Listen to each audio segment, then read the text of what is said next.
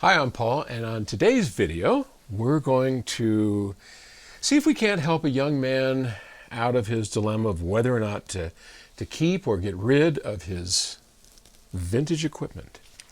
So Jared in Oshkosh, Wisconsin writes, "Hey Paul, I've been watching your channel for a while, and I must say those Infinity IRS 5s, the ones in Music Room 1 over here, are my dream speakers. Mine too, bud. I'm only 17. Yes! I love it when the young guys come on board.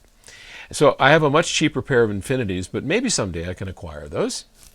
You know, I wanted those, Jared, for nearly 30 years, and I finally got a pair, so hang in there." So here's his question. I've got a 1979 JVC integrated amplifier, and I've had it repaired once, and it sounded just beautiful. It has a very clean and warm sound, and it's so fun watching those VU meters bounce around. Yeah, we all love VU meters. Sadly, it's broken again. It's very distorted, loss of power, almost total loss of bass. And I believe it's a grounding issue. Cosmetically, it's in very good shape. Would I be better off buying a new one, like an Emotiva?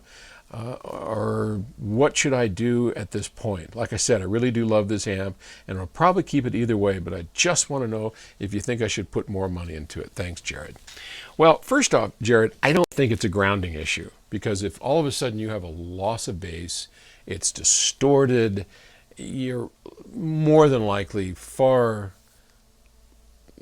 removed from just a grounding issue. I think you've got a problem with the integrated. It could well be the power supply. The capacitors inside of these amplifiers over time, in 1979, that's 30-something years old, twice as old as you are, Jared, they die. The electrolytics in there will dry up and stop functioning the way that they were supposed to in the power supply.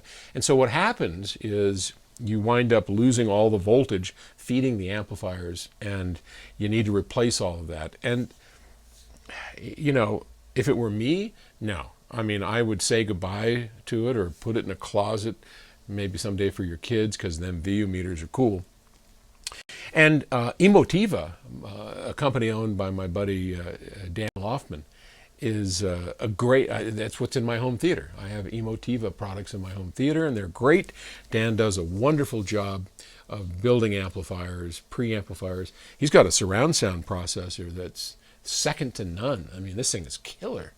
And I probably will be replacing my Marantz surround sound processor in my home theater with one of Dan's new Emotiva surround sound processors. But, you know, it's really hard because we get attached to our equipment. It becomes part of us, whether it's watching the VU meters bounce around or that sweet sound that that tube amplifier used to bring into our lives. And we're always very hesitant to get rid of it for the new. And, you know, who can blame anyone for not being attached to a piece of equipment that brings such music and joy into our lives? So I get it, I understand it, but sometimes it's just time to move on. And Jared, I think it's time for you to move on. That's my best opinion. Now, you're in, what did we say, Oshkosh? Well, if you ever get out here, and it's not that far away, you come on down and you have an open invitation to hear those IRS 5s and wet your whistle. And I hope you do it. Thanks. I'll talk to you tomorrow. Bye-bye.